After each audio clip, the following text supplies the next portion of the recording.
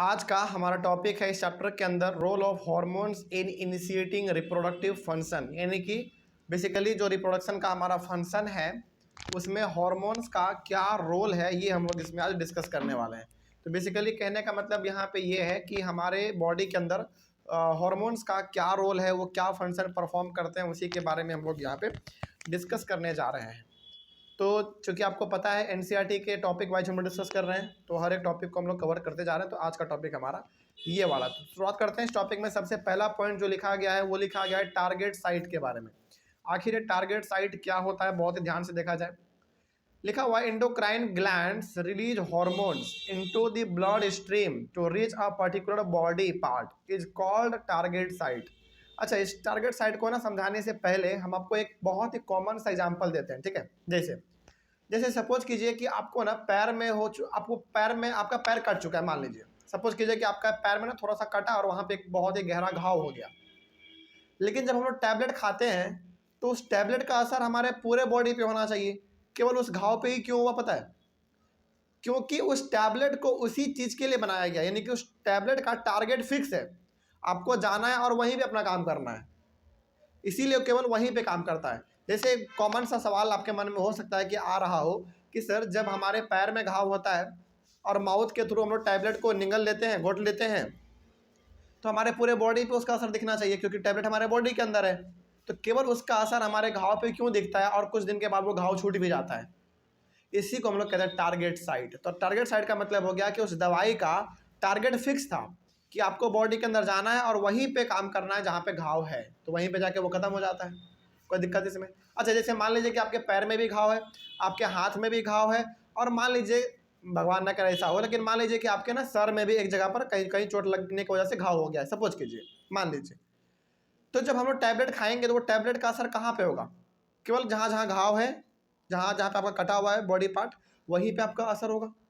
तो सिंपल सा कहने का मतलब है कि उस टैबलेट का जो टारगेट है वो फिक्स है कि आपको जाना है और वहीं पे अपना काम करना है। उसी प्रकार का हमारा यहाँ पे टारगेट साइट है। तो इसमें बहुत ही इंपॉर्टेंट बात लिखा गया उसी प्रकार का, endocrine glands release hormones into the blood stream to reach a particular body part is called target site. यानी कि हमारे बॉडी के अंदर ना एंडोक्राइन ग्लैंड है जो कि अलग अलग प्रकार के हार्मोन्स को रिलीज करते हैं, और वो हार्मोन कहाँ पे जाता है? डायरेक्टली हमारे ब्लड स्ट्रीम में, यानी कि ब्लड हमारा जो बहता है, जिसको हम लोग कहते हैं नस।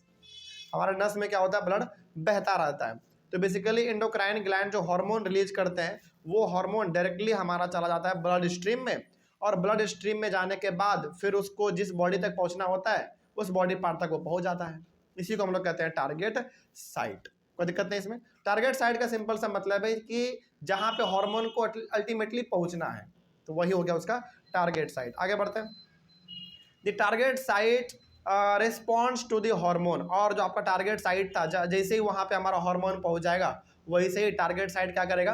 रिस्पॉन्ड करेगा। मतलब ये हो गया कि मान लीजिए यदि घाव है और वहाँ पे आपका हार्मोन पहुँच गया, मतलब वहाँ पे यदि आपका टैबलेट पहुँच गया तो वैसी बात है आपका घाव वो ठीक कर देता है। तो कहने का मतलब यहाँ पे वही है कि जब एक बार हमारा हार्मोन टारगेट साइट पे पहुँच जाता है तो वहाँ पे उसका काम दिखने लग जाता है हम लोगों को, हाँ वाकई में ये काम हो पा रहा है, इस तरीके से। आगे बढ़ते हैं। फिर उसके बाद लिखा गया है there are many endocrine glands और ductless gland in the body. अच्छा, इंडोक्राइन ग्लैंड को हम लोग डक्टलेस ग्लैंड भी कहते हैं, इस बात को आप ध्यान में रखिएगा, ठीक है। अच्छा, डक्टलेस ग्लैंड इसको क्यों कहते हैं पता है? क्योंकि इसमें किसी प्रकार का कोई डक्ट नहीं होता। डक्ट का मतलब कोई पाइप वाइप नहीं होता। हार्मोन को रिलीज होने के लिए ये डायरेक्टली हमारे ब्लड में चले जाते हैं, ठीक है। इसीलिए हम लोग इसको इंडोक्राइन ग्लैंड के साथ साथ कभी कभी डक्टलेस ग्लैंड भी कह देते हैं। तो हमारे बॉडी में बहुत सारे इंडोक्राइन ग्लैंड है, ठीक है। आगे बढ़ते हैं। The testis and ovaries secrete sex hormones. यदि हम लोग बात करें मेल का तो मेल में टेस्टिस है, और फीमेल का यदि बात करें तो फीमेल में हमारा ओवरीज है। तो ये दोनों क्या करते हैं? सेक्स हार्मोन रिलीज करते हैं। जैसे आपने कल पढ़ा भी था पिछले क्लासों में कि टेस्टिस प्रोड्यूस करता है टेस्टोस्टेरोन और ओवरीज प्रोड्यूस करता है एस्ट्रोजन, ठीक है। ये आप पढ़ चुके हैं। तो इसी को हम लोग कहते हैं sex hormones. These hormones are responsible for the male and female secondary sexual characters। तो ये जो हार्मोन्स हमारा रिलीज हुआ, सेक्स हार्मोन, मेल और फीमेल दोनों में, इसी के वजह से मेल और फीमेल में सेकेंडरी सेक्सुअल कैरेक्टर्स दिख पाते हैं। जैसे मेल में दाढ़ी मोछ का आना ये अपने आप नहीं आता, ये सेक्स हार्मोन के द्वारा ही आता है, यानी कि टेस्टोस्टेरोन रिलीज होता है उसके बाद ही ये आ पाता है। उसी प्रकार से गर्ल्स में हिप का साइज ब्रॉड होना, फिर से ब्रेस्ट का इंक्रीज होना, ये अपने आप नहीं होता है, वो एस्ट्रोजन की मदद से होता है। तो बेसिकली मेल हो या फीमेल हो, उसके बॉडी के अंदर जो बदलाव आ रहे हैं वो सेक्स हार्मोन की वजह से ही आ पाता है। ठीक है, आगे बढ़ते हैं।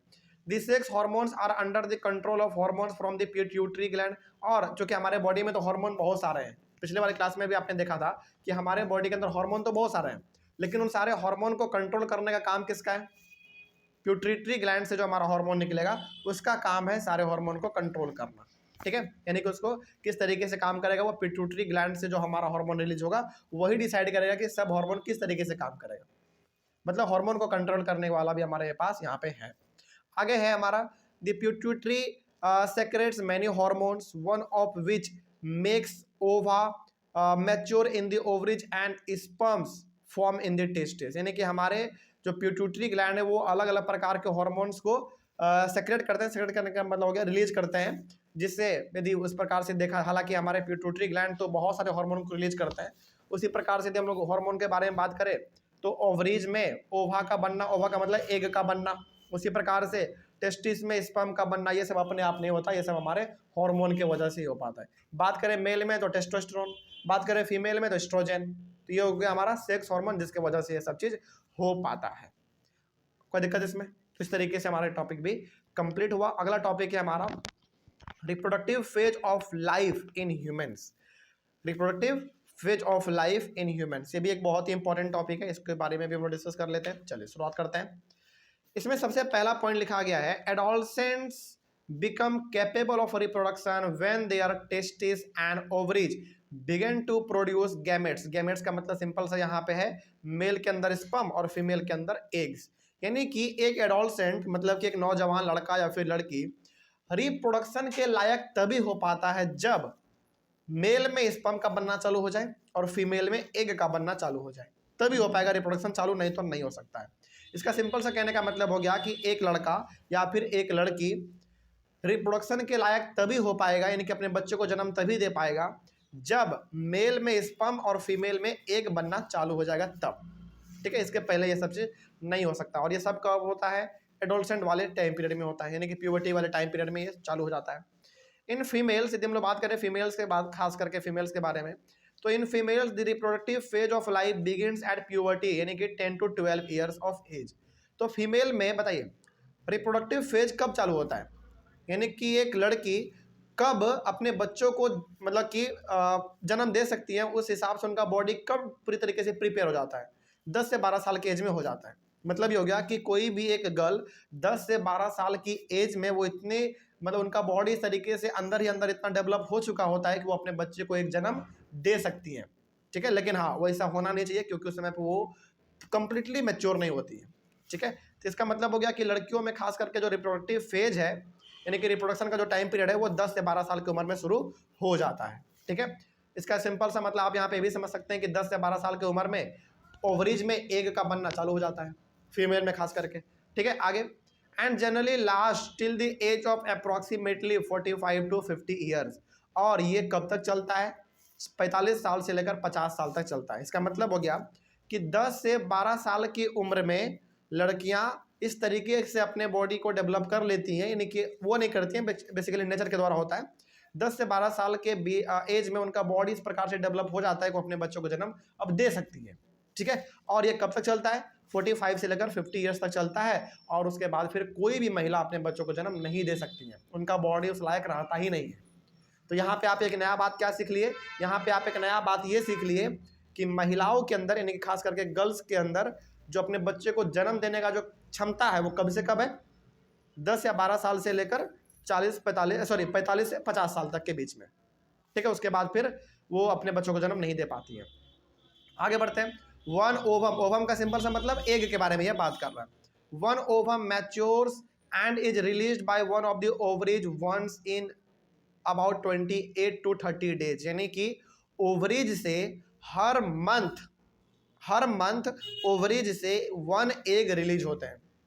फीमेल के ओवरीज से एक एग, यानी कि 1 एग हर मंथ रिलीज होते हैं। 28 से 30 दिन के अंदर हो जाता है, लगभग मोटा मोटी कहा जा ये सकता है कि ओवरीज से हर मंथ 1 एग रिलीज होते हैं। ठीक है, फीमेल में during this period the wall of the uterus becomes thick so as to receive the egg in case it is fertilized and begin to develop। और इसी टाइम पीरियड के दौरान जो यूट्रस का जो वॉल होता है, जो आपने डायग्राम में देखा भी था, यूट्रस का वॉल पूरी तरीके से अपने आप को ठीक कर लेता है, यानी कि बहुत ही सॉफ्ट और बहुत ही स्पंजी कर लेता है। इसलिए करता है ना, ताकि यदि हमारा स्पर्म एग के साथ मिल गया तो उसी को हम लोग कहते हैं फर्टिलाइजेशन। यानी कि यदि एग स्पर्म के साथ मिल जाएगा, दोनों आपस में मिल जाएंगे, तो उसी को हम लोग कहते हैं फर्टिलाइजेशन। और जैसे ही फर्टिलाइजेशन होता है, यानी कि जैसे ही एग और स्पर्म आपस में मिलते हैं, वैसे ही बेबी का डेवलपमेंट चालू हो जाता है। तो जो बेबी का डेवलपमेंट चालू होगा वो कहाँ पे होगा? यूट्रस में होता है। इसीलिए यूट्रस का वॉल पूरी तरीके से स्पंजी और सॉफ्ट हो जाता है, ताकि बेबी का डेवलपमेंट वहाँ पे बहुत अच्छी तरीके से हो सके। ठीक है, आगे बढ़ते हैं। दिस रिजल्ट इन प्रेगनेंसी, और उसी को हम लोग क्या कहते हैं? सिंपल सा प्रेगनेंसी। मतलब सिंपल सा समझिए, जब एग स्पर्म के साथ आपस में मिल जाएगा तो वहाँ पे वही प्रोसेस हमारा कहलाता है फर्टिलाइजेशन, और उसी वक्त से बेबी का डेवलपमेंट यूट्रस में चालू हो जाता है। तो उसी को हम लोग कहते हैं प्रेगनेंसी। कहते हैं ना, कोई महिला प्रेग्नेंट है, इसका मतलब है कि उनके यूट्रस में बेबी का डेवलपमेंट हो रहा है। ठीक है, उसी को हम लोग सिंपल सा प्रेगनेंसी कहते थे। आगे, if fertilisation does not occur, लेकिन मान लीजिए कि फर्टिलाइजेशन नहीं हुआ, यानी कि स्पर्म एग के साथ जाके नहीं मिला, तो क्या होगा? The released egg and the thickened wall of the uterus along with its blood vessels are shed off. यदि स्पर्म एग के साथ जाके नहीं मिला तो जो यूट्रस का लाइनिंग जो था, बहुत ही सॉफ्ट और जो स्पंजी था, वो पूरी तरीके से ब्रेक हो जाता है और वो ब्लड के रूप में बॉडी के, यानी कि वजाइना से बाहर निकल जाता है। ठीक है, इस बात को अभी आप ध्यान में रखेंगे कि यदि हमारा स्पर्म एग के साथ मिल गया तो फर्टिलाइजेशन हो गया, और फर्टिलाइजेशन जब हुआ तो यूट्रस के वॉल इतने स्पंजी होते हैं, इतने सॉफ्ट होते हैं कि वहीं पे बेबी का डेवलपमेंट चालू हो जाता है। लेकिन मान लीजिए कि एग स्पर्म के साथ नहीं मिला, फर्टिलाइजेशन नहीं हुआ, तो जो यूट्रस का वॉल होता है, जो सॉफ्ट और स्पंजी होता है, उसका कोई काम वहाँ पे फिर नहीं है, फिर वो ब्रेक हो जाता है और वो ब्लड के रूप में बाहर निकल जाता है, जिसको हम लोग आम भाषा में मेंस्ट्रुएशन भी कहते हैं, और अपने और थोड़ा सा कॉमन लैंग्वेज में बोले तो मंथली पीरियड हम लोग कहते हैं। और ये पुरुष में नहीं, केवल महिलाओं में होता है, यानी कि फीमेल यानी कि गर्ल में होता है केवल। आगे बढ़ते हैं फिर। This cause bleeding in women which is called menstruation. और ये जो ब्लीडिंग है, बेसिकली एक तरीके से जो ब्लड निकलता है हमारा फीमेल में खास करके, इसी को हम लोग मेंस्ट्रुएशन कहते हैं। Menstruation occurs once in about 28 to 30 days. लगभग यहाँ पे कहने का मतलब ये भी है कि मेंस्ट्रुएशन हर महीने होता है। मतलब ये हो गया कि गर्ल्स में मेंस्ट्रुएशन हर महीने होता है 28 से 30 दिन के बीच में। मतलब मोटा मोटी कहा यह जा सकता है कि हर महीने मेंस्ट्रुएशन होना ही है गर्ल्स में, ऐसी चीज आम बात है। आगे बढ़ते हैं। अब कुछ इंपॉर्टेंट बातें इसमें और लिखे गए हैं, जैसे the first menstrual flow begins at puberty and it termed menarche. याद रखिएगा इस बात को, गर्ल्स के अंदर जो पहला मेंस्ट्रुएशन होता है, यानी कि जो पहली बार पीरियड आता है, उसको हम लोग मेनार्च के नाम से जानते हैं। याद रखेंगे इस बात को। मतलब ये हो गया, मतलब बहुत ध्यान से समझिए इसको, जो प्यूबर्टी के टाइम पर जो पहली बार मेंस्ट्रुएशन चालू होता है गर्ल्स में, उस पहली पीरियड को या फिर पहली मेंस्ट्रुएशन को हम लोग मेनार्च के नाम से जानते हैं। ठीक है, आगे, at 45 to 50 years of age the menstrual cycle stops. लेकिन 45 से 50 उम्र के बीच में महिलाओं के अंदर मेंस्ट्रुअल साइकिल जो है, बेसिकली मेंस्ट्रुएशन जो है, यानी कि पीरियड जो है, वो बेसिकली रुक जाता है, कंप्लीटली रुक जाता है। उसके बाद फिर वो बेबी को जन्म नहीं दे पाती है, उनका मेंस्ट्रुएशन भी रुक जाता है। आगे, stoppage of menstruation is termed menopause. यानी कि जब मेंस्ट्रुएशन पूरी तरीके से रुक जाता है, पीरियड जब पूरी तरीके से रुक जाता है 45 से 50 साल के एज में, उसको हम लोग मेनोपॉज के नाम से जानते हैं। पॉज का सिंपल सा मतलब क्या होता है? रोक देना किसी चीज को। और यहाँ पे आगे लग गया मेनोपॉज का मतलब हो गया कि सिंपल से मेंस्ट्रुएशन को जिंदगी भर के लिए फिर रोक देना। और ये कब रुकता है? अपने आप रुकेगा, लेकिन कब? 45 साल से लेकर 50 साल के बीच में रुक जाता है। ये महिलाओं में होता है। आगे बढ़ते हैं। Menstrual cycle is controlled by hormones. और मेंस्ट्रुअल साइकिल जो है, बेसिकली ये भी हमारे हार्मोन के द्वारा ही कंट्रोल किया जाता है। इसका मतलब ये हो गया ना कि हमारे बॉडी में चाहे कुछ भी हो, हमारे बॉडी में जो भी फंक्शन हो रहे हैं अंदर ही अंदर, वो अपने आप नहीं हो रहा है, उसको करवाया जा रहा है, और उसको कंट्रोल भी करने का काम हमारा हार्मोन का ही है। ठीक है, तो कुछ भी हमारे बॉडी में अपने से नहीं होता, उसको करवाया जाता है। ठीक है, आगे बढ़ते हैं। और उसके पीछे सबसे बड़ा हाथ होता है हमारे हार्मोन का। आगे इसमें लिखा गया है, This cycle includes the maturation of the egg, it releases its release, thickening of uterine wall, and its breakdown if pregnancy does not occur. तो ये जो साइकिल होता है बेसिकली मेंस्ट्रुएशन साइकिल जो हमारा होता है, इसमें सिंपल सा मतलब है कि हमारा एग मैच्योर होके ओवरी से बाहर निकलता है, फिर से ओवरी से बाहर निकलता है, फिर से आपका मतलब यूट्रस का जो आपका वॉल था वो पूरी तरीके से ठीक हो जाता है, बहुत ही सॉफ्ट और स्पंजी हो जाता है। और यदि हमारा स्पर्म एग के साथ नहीं मिला, यानी कि फर्टिलाइजेशन नहीं हुआ, तो वही फिर हमारा ब्लडिंग के रूप में बाहर निकल जाता है। ठीक है, वही बात इसमें लिखा गया था। In case the egg is fertilized, it begins to divide and then gets embedded in the uterus for further development.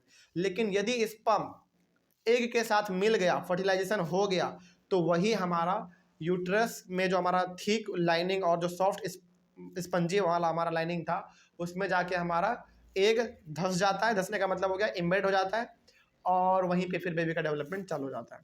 लेकिन इस बात को आप याद रखेंगे, बहुत ही कॉमन सा चीज़ है कि जब स्पर्म एग के साथ मिलेगा तभी फर्टिलाइजेशन होगा और तभी बेबी का डेवलपमेंट यूट्रस के वॉल में चालू होता है। लेकिन यदि स्पर्म एग के साथ नहीं मिला तो क्या फर्टिलाइजेशन होगा? बिल्कुल भी नहीं होगा। और जब फर्टिलाइजेशन ही नहीं हुआ तो क्या उस लाइनिंग का कोई काम रहा जो कि यूट्रस के वॉल पे था? उस लाइनिंग का कोई काम नहीं रहा। तो जब कोई काम रहा ही नहीं तो फिर वो ब्लीडिंग के रूप में बाहर निकलता है, जिसको हम लोग मेंस्ट्रुएशन भी कहते हैं। आम भाषा में मंथली पीरियड कहते हैं हम लोग उसको। ठीक है, इस तरीके से एक लाइफ फेज चलता है और खास करके फीमेल में ये चीज़ देखने को मिलता है।